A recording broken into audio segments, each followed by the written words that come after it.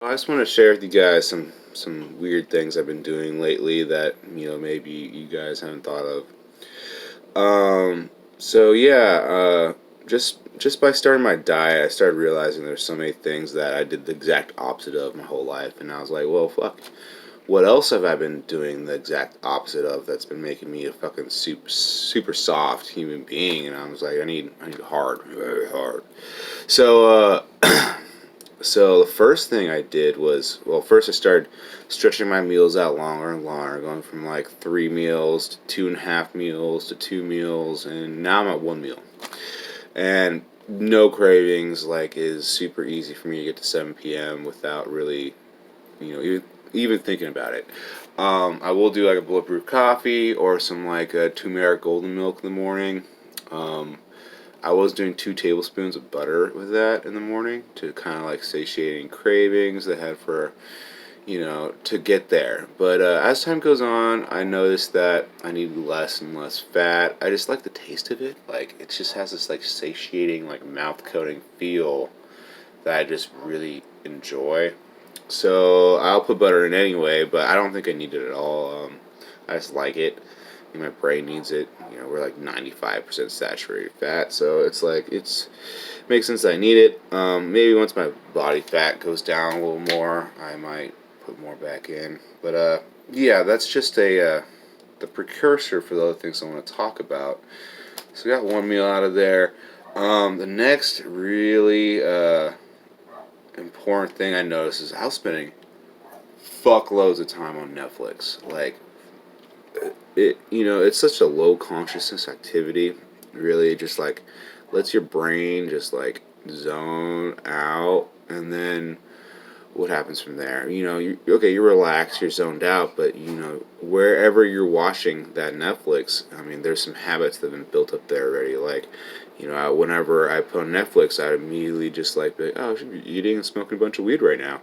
So I would smoke a bunch of weed, and then immediately just walk to the fridge, maybe 5, 6 times in a night or more, and just like, start munching on shit. And, you know, it's the low consciousness is the first cascade, like first rock on the rock slide, right? And once you are just like not thinking, then all of a sudden your body just starts doing some fucking stupid bullshit. And yeah, so I would find myself just snacking all night. And that was the other thing about the 1 meal was that, if I'm going to eat all night long, like for 3 hours, like everything I could possibly think of, then I might as well not eat all day.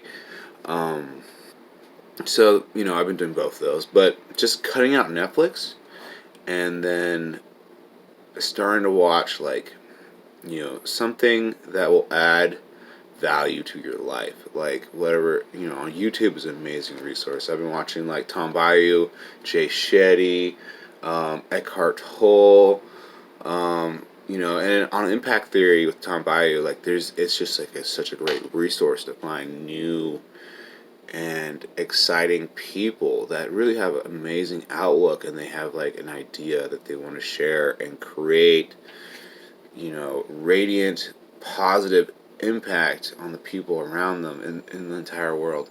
And I really like that mindset. Like, it's really helping me see branches that I can grab that I've never known existed.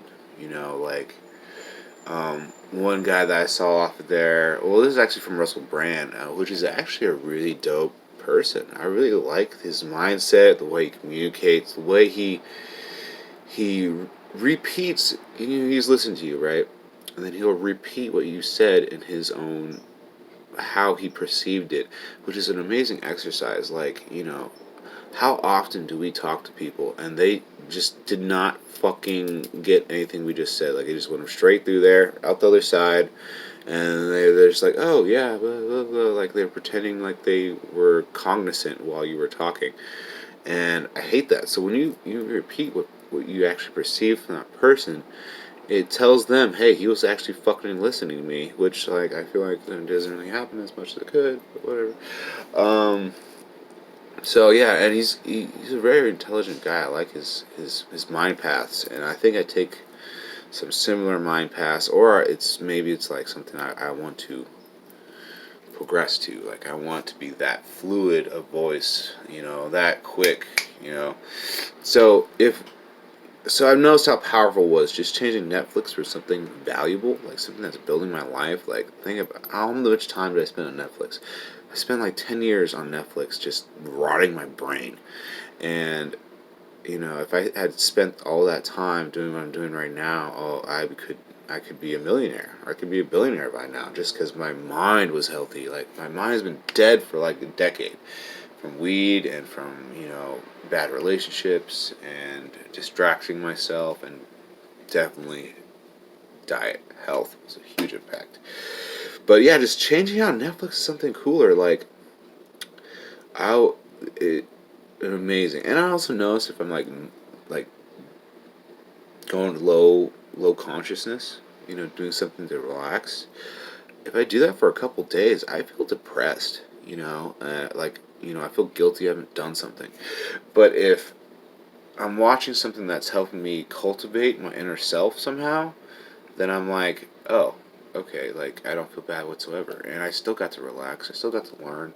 You got to hear someone else talk, and satiate the loneliness, whatever. So that was beneficial. That was cool. Um, and here's a couple other things that I just started doing because I was like, I'm too easy on myself. I need more hardships in my life. Something that I can work against, right? Like something's gonna push me further. So there's this guy called Wim Hof on. I first saw him through Russell Brand, but he's really into shock therapy. Not like electroshock, but like temperature shock. Whether it's going into like jumping in the ocean. He's talking more about cold temperatures than hot temperatures. Although I'm sure there's positive aspects to both, doing a sauna or jumping in the ocean or taking a cold shower. But I did the cold shower, and you can look him up and see what his reasoning is behind it. He's got some pretty good points. For me, the cold shower did two things. One, it wakes you the fuck up really quick. You take a cold shower in the morning, you're gonna be ready to do something.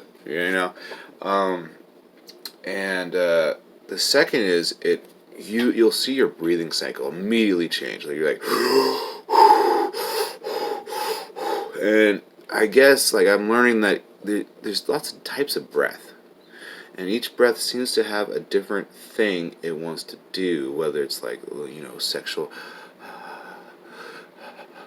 or like recovery, which is like the cold, your body's trying to like maintain its body temperature. It's fighting at something, so it's like immediately I see it as recovery. Like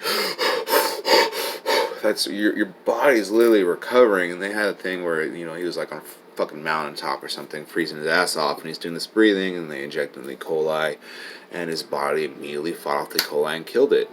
Versus like in a hospital setting, it's fine. He's not breathing. It's taking over his body. So I was like, oh, that's fucking cool. So I've been taking nothing but cold showers, and I feel guilty when I don't. And now I've hit a point where the cold shower feels warm just right off the bat, like that first hit to your head, and all of a sudden your body is heating the water up so much as it's coming down that it feels warm by the time it hits here. So yeah, I mean, so now I could jump in the ocean and have like zero problems. Yeah, and it also kind of takes away some of that ego thing, because like you decide to do a thing, and immediately you're like telling yourself every fucking excuse not to do that thing. Like you're like, oh, it's gonna be cold. Oh, I should work into it. Oh, I should do my feet first and work my way up. And this is a good practice in like be your higher self being like, no, bitch, you're fucking doing this right the fuck now. I don't care how you feel. I'm not here to fucking negotiate with you. I'm doing this. Like, so it's good like small practice in that.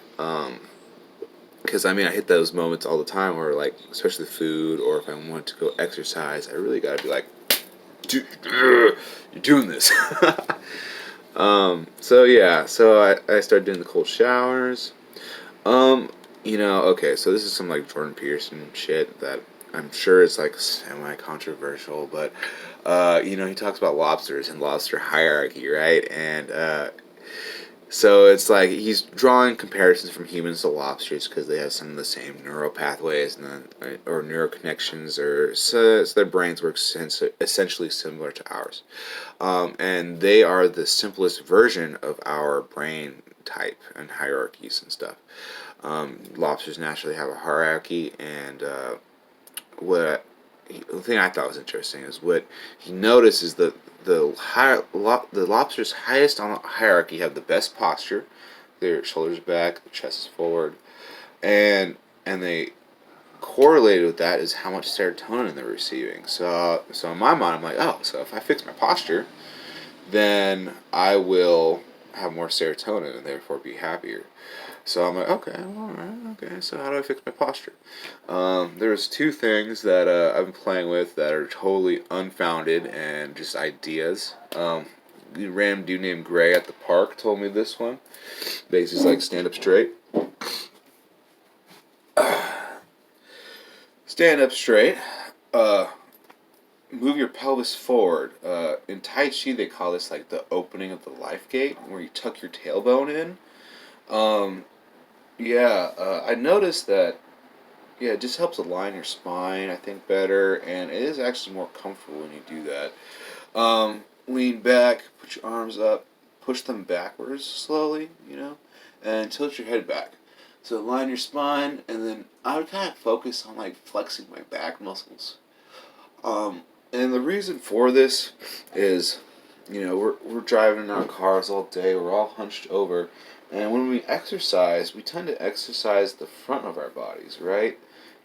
And what that's doing is like if you imagine this is like springs or shocks right here, right? Bungee cords or something.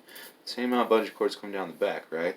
If we constantly are strengthening the front, you know, then it's gonna get tighter and tighter and tighter until this is all fucked up. So what I'm trying to do is the opposite. I'm trying to stretch this shit out, all that, all this in here, and then tighten the back. I've been doing that for like a couple weeks now. I can't really tell you if it's working or not, but I do notice my posture getting a little bit better. Except when I'm sitting down, I seem to go like this. So I'm like actively like trying to fix that. And what was the other thing? Oh yeah. In addition to that, I noticed my bed is like super fucking soft. Like it's soft, and my spine must be going like that. So I started sleeping on the floor every night. I noticed I was actually more comfortable and seemed to sleep better on the floor. Some of that might have been because the floor is actually darker than on top of my bed. So I'm fucking around with that a little bit. Uh, I wouldn't suggest that to I would suggest trying it. I mean, hey, like, where did we come from? Where did we used to sleep on? The fucking ground, I assume. Like, maybe dig a tiny little hole and just sleep in that fucking hole. So I feel like we're amazingly adaptive creatures. So I'm like, what can I adapt to? I'm thinking about how I can like confuse my body and see what I can get out of it.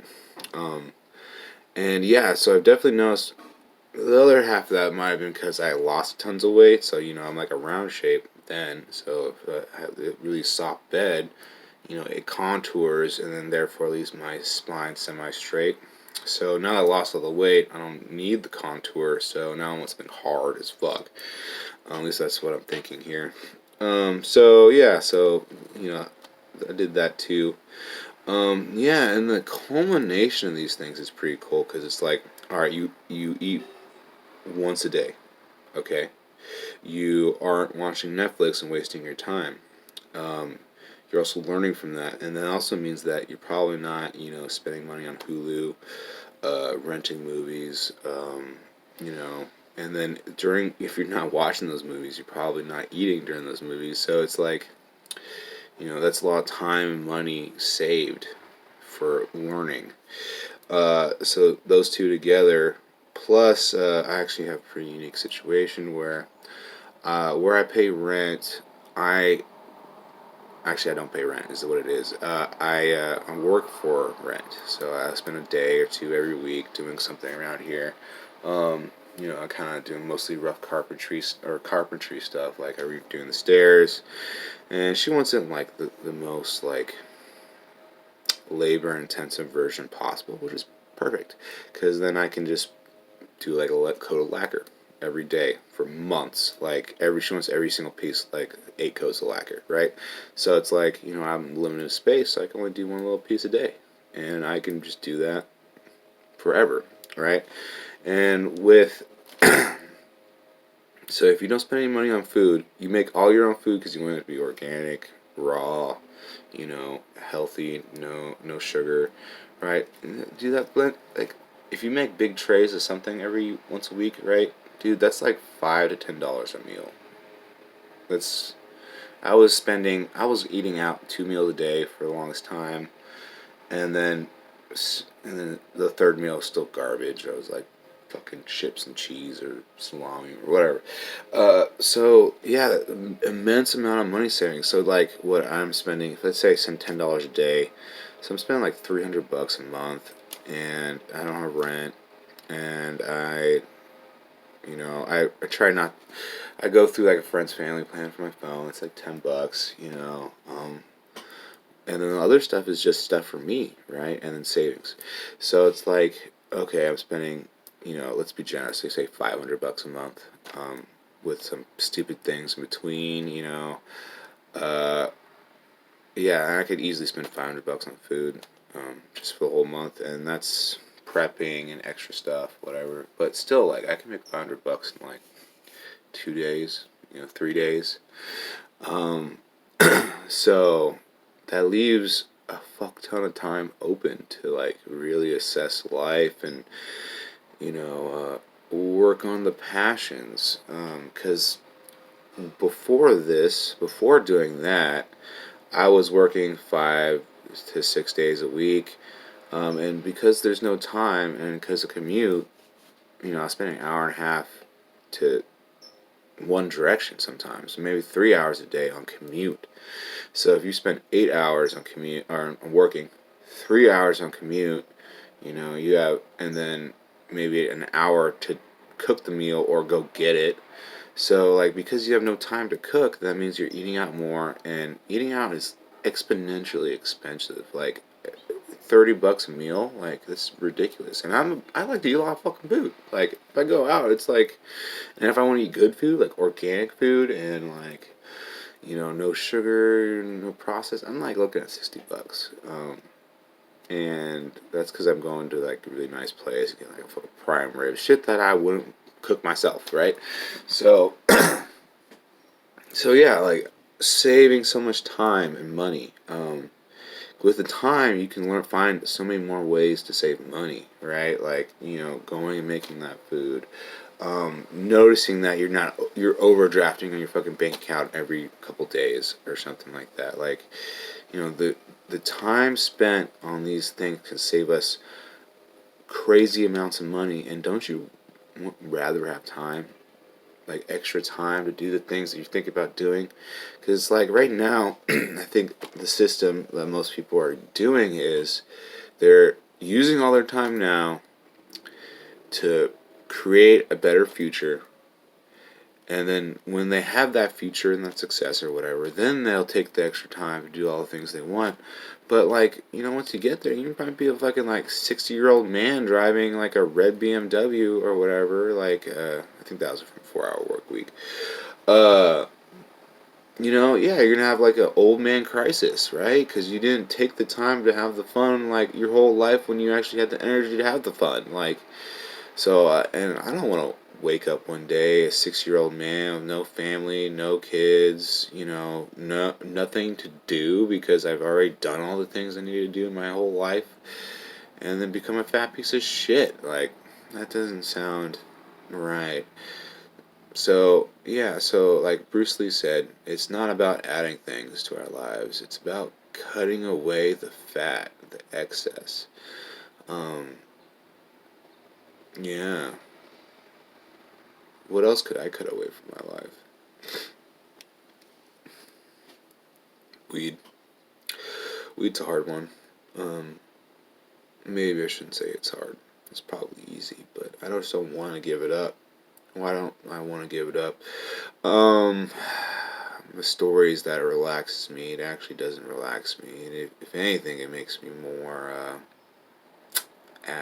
nervous, agitated, shy. I don't know. At least in public situations, for sure. When I'm home alone, it seems to be fine. I don't really think about it, but it's probably because I'm going in a low consciousness mode, and then I'm just like, just basking in the nothingness that is weed. Um, yeah, sometimes when you have an excess of time, I don't always want to work on something. I just want to like chill and just like be in a moment, or just, I guess that's wrong because my mind is saying I want to chill, but my body's saying do something. You need to do something always. Like that's what my body's always saying. Hey, you should be doing something. I don't give a fuck what you're doing. Just go do it. And my solution to that is smoke weed. That's what I'm giving my body to do, is smoke more weed. So, yeah, it's interesting. Well, I've been ranting long enough. Let's see.